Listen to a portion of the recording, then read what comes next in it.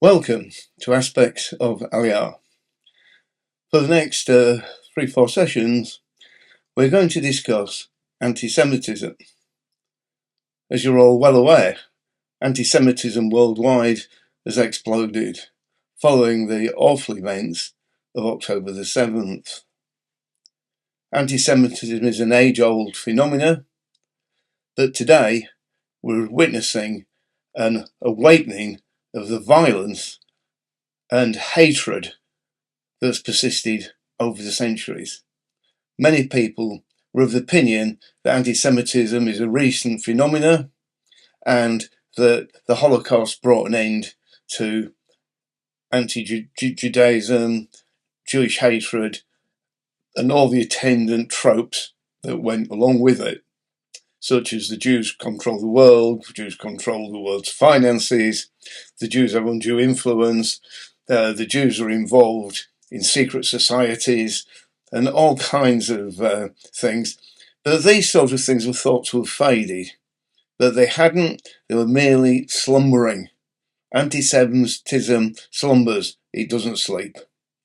It's there, waiting to arise with all its hatred and violence, given an opportunity. When Israel responded in the correct manner, all sovereign nations have a right to defend themselves. Immediately, anti-Semitism broke out all over the world. Canada, USA, Latin America, on that side of the world, Australia, New Zealand, across the Middle East, obviously, through Europe and UK.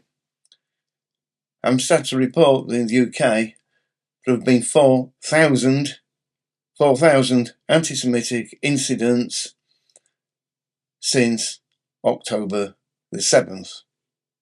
By the end of February, that will be. We witnessed recently, amidst all this virtue signalling, pro-Palestinianism, chants for jihad, chants for the river to the sea, for the extermination of all the Jewish people. And the height of this was when a screaming mob outside the Houses of Parliament projected from the river to the sea, Palestine will be free, on the Elizabeth Tower. The tower that Big Ben, our iconic clock in the Houses of Parliament, stands on. The police made no attempt to stop this whatsoever. There's a good question here. Why is there two-tier policing in UK? And similar things seem to be happening in other countries as well, where the pro-Palestinian lobby, which, let's be honest about this, has arisen out of sectarianism. Most people on the rallies that go on these things don't know any of the history. They pick placards up that are given and join in chants that they don't know what they mean, supposedly. And it's brought the whole nation in the UK into chaos. And similarly, in the United States and Canada, chaotic events are taking place. Synagogues being attacked. Jewish people being attacked. Graveyards desecrated. Baying mobs outside houses of governance, not only in England, but in Europe and the Americas. So what is actually anti-Semitism? Where does it begin? How does it start? What's it about? So, what we're going to do is, together, we're going to look at the origins of anti-Semitism. We're going to look at its history. And the first session we're going to do today is anti-Semitism in the ancient world. Anti-Semitism in the ancient world. So, where do we begin, and how does anti-Semitism grow and develop?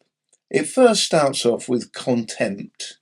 And as we go through these sessions, we'll see that contempt plays a very big part and almost is the lighting of the fuse for what will develop into something extremely violent and destructive. So, if we look in the early chapters of the scriptures, we find that Sarah, who's about to, or is promised to have the child of destiny, we might say, the child for the future, is barren. And Hagar, Abraham's other lady, shall we say, mocks her, treats her with contempt, as she's given birth to Ishmael. And this gives a picture of what will happen throughout history. The descendants of Sarah are going to be the Jewish people. Descendants of Hagar are going to be the Arab people. And the Muslims in particular, and the Arabs, see Ishmael as their father, their founder figure. But it says of Ishmael in the scripture that Ishmael is a wild kicking donkey of a man who will never live at peace with his brother. Never live at peace with his brother. So really, time for a pause for thought on this one, isn't it? Because if you look at the history of the Islamic nations and the Arab nations, we'll find that they've always been at war with each other. And we'll find that in the modern era, there's been more Arab nations at war with each other than any other sort of grouping of people. And we'll also find, of course, that Ishmael and Isaac, they were actually brothers with the same father. And Isaiah does say, the Lord says in Isaiah, he hasn't forgotten Ishmael. So hopefully there will be some sort of reconciliation at the end of the day. So it starts with contempt. So what happens next in history? Well, the nation in embryonic form, if you like, because of famine, go to Egypt. And they're getting on very well there to start with. And then we find later that they're in a condition that's referred to generally as slavery, but they were not slaves.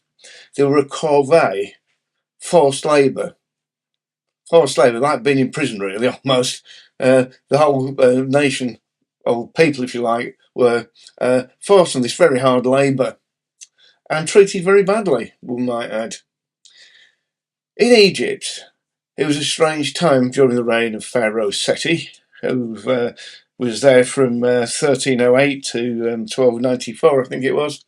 And Pharaoh was obviously married to his sister, and the upper classes tended to marry relatives, very close relatives, or even the sisters, because they felt there was a divine spark within the family, and a god could only marry a god. But Egypt was very stretched, was involved in these massive narcissistic projects, and were becoming rather weak. On the other hand, the Hebrews were becoming strong and thriving.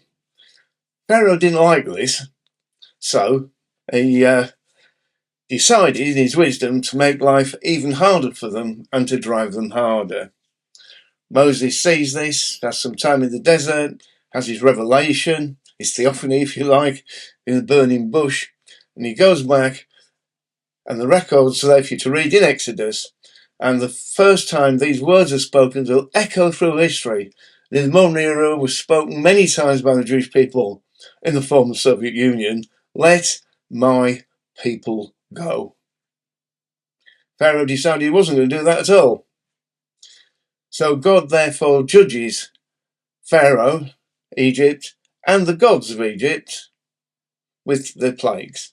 Each plague represents an object of worship or a god in the Egyptian pantheon of gods.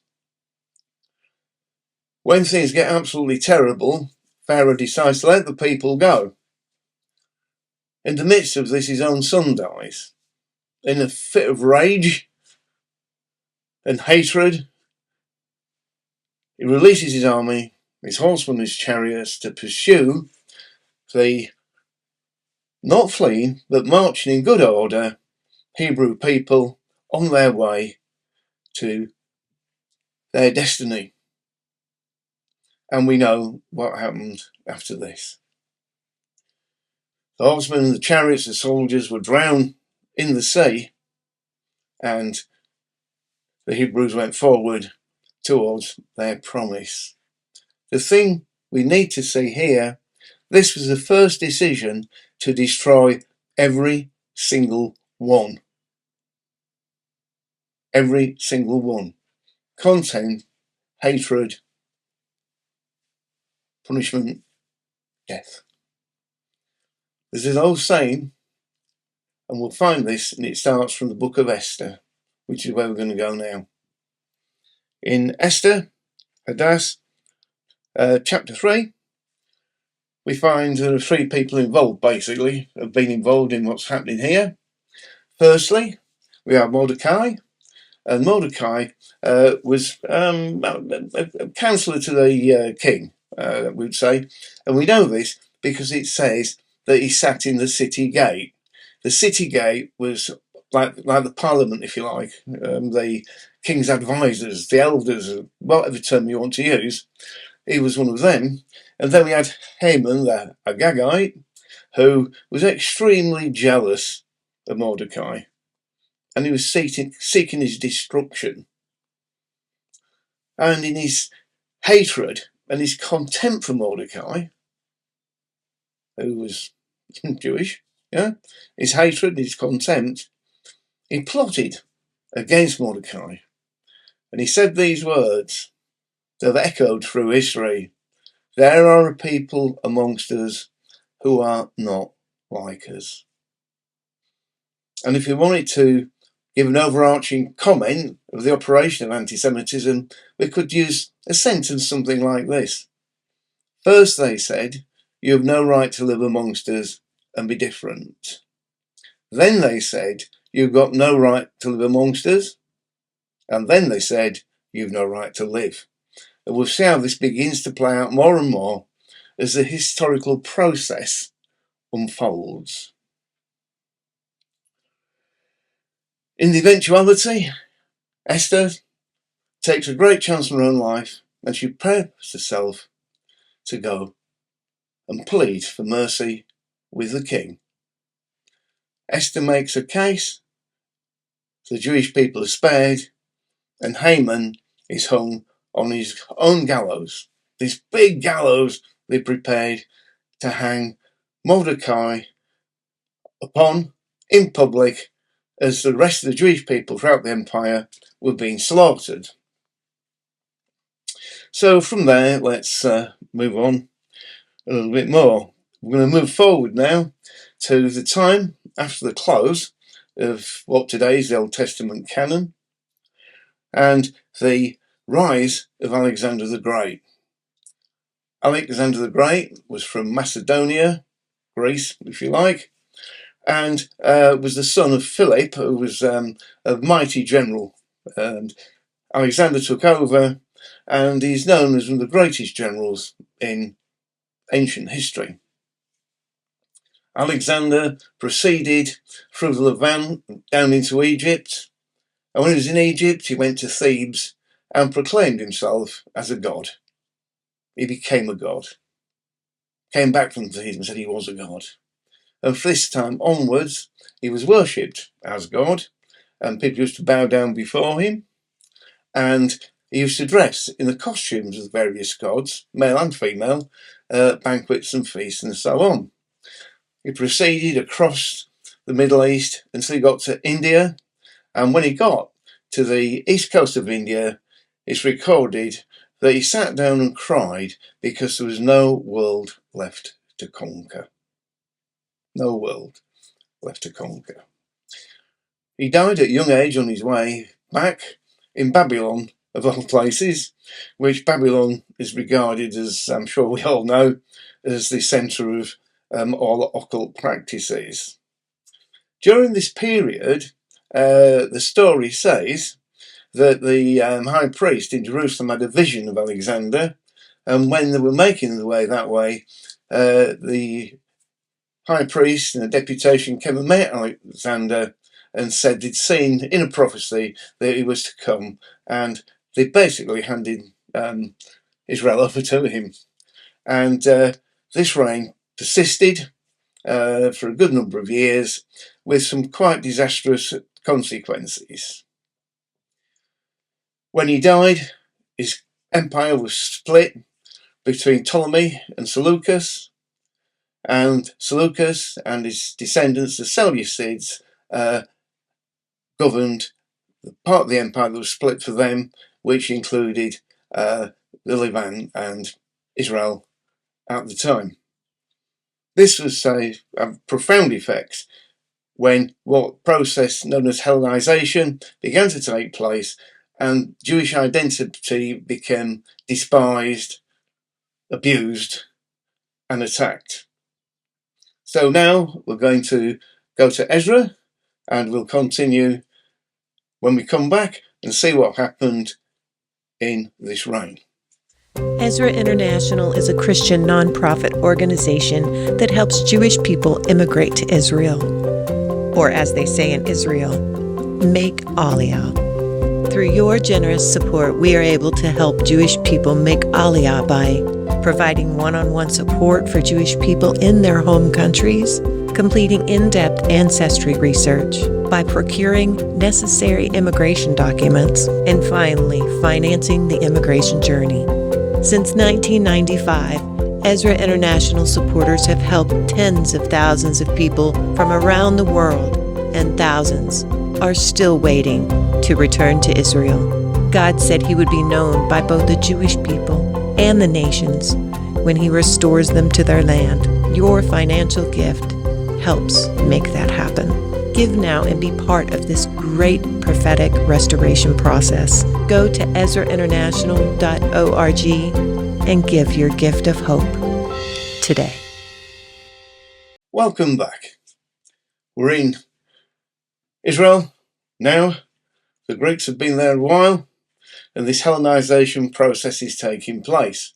And it became very, very anti-Jewish contempt, and various rules and laws were put in place that eventually would proscribe Judaism as a religion. It became religio illicita, not allowed. Holy books were burnt, synagogues were closed, and circumcision was banned. Death sentences were pronounced on women who circumcised the children, and death sentences were pronounced for any hint of practices of Judaism. Altars were set up where the holy shrines were, along roads and places like this, and unclean animals were slaughtered over them. Things came to a head with the reign of one, of these Seleucid kings, the worst one, infamous in history, who was named Antiochus Epiphanes IV. His name is rather interesting because Epiphanes, as most of you might know, means God made manifest. And Antiochus Epiphanes took his own divinity extremely seriously and encouraged the complete and utter destruction. It was working on initially what's called a passive ethnocide, is where you take a people's identity away, and this is either done by deportation or it's done by removing every cultural trace, religion, philosophy, literature, there is no art in Judaism at this time, as you know, the folklores and traditions. So, sometime between about 167, 168, Antiochus decided to deliver the coup de grace to Judaism, and he sacrificed a pig in the temple over the holy books, defiling the holy books, defiling the temple, and this was an absolute outrage. The consequences of this, without being too long-winded about it, in short, was the Maccabean revolt, led by Judas Maccabeus, Judas the Hammer, and eventually the Greeks were put down, and then the Romans came in, more or less on the back of this, and then the Jewish people became subject to the Roman Empire. Now, the important thing in the anti-Semitic thing, and particularly the actions of Antiochus Epiphanes, will show us one thing we're going to start to see more and more. These things are not per se against individual Jewish people. They're not, in one sense, simply against the Jewish people. They're against God. And the reason for this is God took a people for himself. We often hear this expression, chosen people. I don't think that's a good translation or even a good understanding.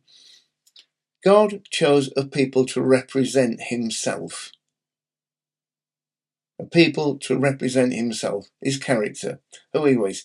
And he elected them to live a life that will be an example to all, to show who God is and how mankind can walk in harmony with him.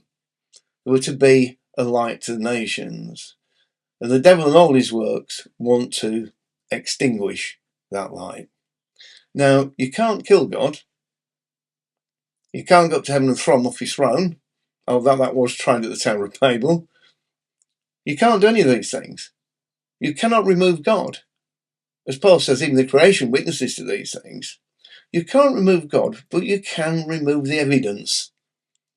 If God's representative or chosen people don't exist anymore, then you more or less prove that he doesn't exist either. And there's another great power, whatever that is. People are speculating all manner of matters. But the truth of the matter is, anti-Semitism is against God. It's a move to remove the evidence of God. So now we're going to enter into the Roman times. We're going to enter into the time of Yeshua, and the Judaisms of the time were quite different. There were many different stripes of Judaism: the Pharisees, the Sadducees, the Herodians, 3 sorts of Essenes, 3 or 4 sorts of Zealots, all claiming to be the true Israel, all fighting with each other from time to time, but very focused against the Romans. Now, the Romans despised the Jewish people because they felt basically they were atheists, because they wouldn't worship all their gods. And they certainly would not bow down and worship the emperor. So the Romans came to a bit of a Mexican standoff, as we call it today, and they allowed the Jewish people to practice their Judaism as long as they prayed for the emperor, as long as they prayed for the emperor. This was all to come to an end in the year 70, when, as a result of the Zealot revolts, the Romans invaded, if you like, or sent the army in under Titus and reduced Jerusalem and destroyed the temple. And they felt not only that they beat them physically, they felt that they destroyed their God in the meantime. You've got to remember, in the ancient world, Romans have their own gods, but they also believed other people have their gods as well. So you have to sort of try and destroy their God as well as destroying the people. Well, as you know, the Jewish people began to be scattered to the ends of the earth almost. But there was a remnant that stayed behind, a very small one. But what we find is, after this, it's not very long before the church has become fairly established by this time, at the turn of the century, starts to despise the Jewish people because it's mostly Gentile by this time, following not only the mission of Paul, but the mission of Peter and other disciples and their disciples who were taking the message as per the Great Commission of Matthew 28. And we find by the time of the revolts in the 120s and so on afterwards, culminating in the disaster at Masada, the Jews and the church are completely separated by this time, because the Christians would not support the Jewish people in their revolt. So there's animosity on both sides. But we find a key moment that should not be ignored. And in the second century, after the fall of Masada, a great philosopher, pagan philosopher, Justin, converted to Christianity, and he wrote several treatises, books, if you like, that dealt with a number of subjects. But his major work was Dialogue with Trypho the Jew, and it cast a conversation between himself and this Jewish man named Trypho, who's survived the revolt. And in chapter 16 of Dialogue, he says to Trypho, "You must understand, Trypho, that the scriptures and the prophets no longer belong to the Jewish people. They now belong to the church. Replacement theology, supersessionism has been born." And Trypho is treated with contempt. Now, as time goes on, the church as we know it and understand it today starts really in 327 with the ascension of Emperor Constantine, who changed Christianity from being a religio illicita to a religio licita, from being illegal to being legal. Now, the church fought and had quite some desperate times with the Romans, the Roman Empire, but the church thrived. And there were many variations of Christianity in the early days and before the canon, and many of them used different Jewish documents and writings from the intertestamental period, as it's called, better called the Second Temple period, and used things like the Gospel of Thomas, for instance, and many other ones that we could talk for hours about, but won't. But sufficient to say, those that became known as the Church Fathers were all grossly anti-Semitic and into replacement theology. So, the history of anti-Semitism of the early Church Fathers was hidden, well, I wouldn't say it's hidden, it was ignored. So let's just look at one or two very, very quickly. Very, very quickly, let's just look at one or two. Ambrose of Milan, burn the synagogues down. John Chrysostom, I have invested in you. Now, repay the interest on removing, destroying, attacking the Jewish people. Augustine, the Jews bear the mark of Cain. Be wary of them. Bear the mark of Cain. Yeah. Dangerous, dangerous people. I could give you many more examples. For Ephraim the Syrian, for instance. Many, many more. Tertullian, you name it. Any of the Church Fathers. The Church Fathers' writings read like a who's who of anti-Semitism. It's a dreadful, dreadful thing. A who's who of anti-Semitism. So, we're going to close our session here, and when we return, we'll be looking at the medieval period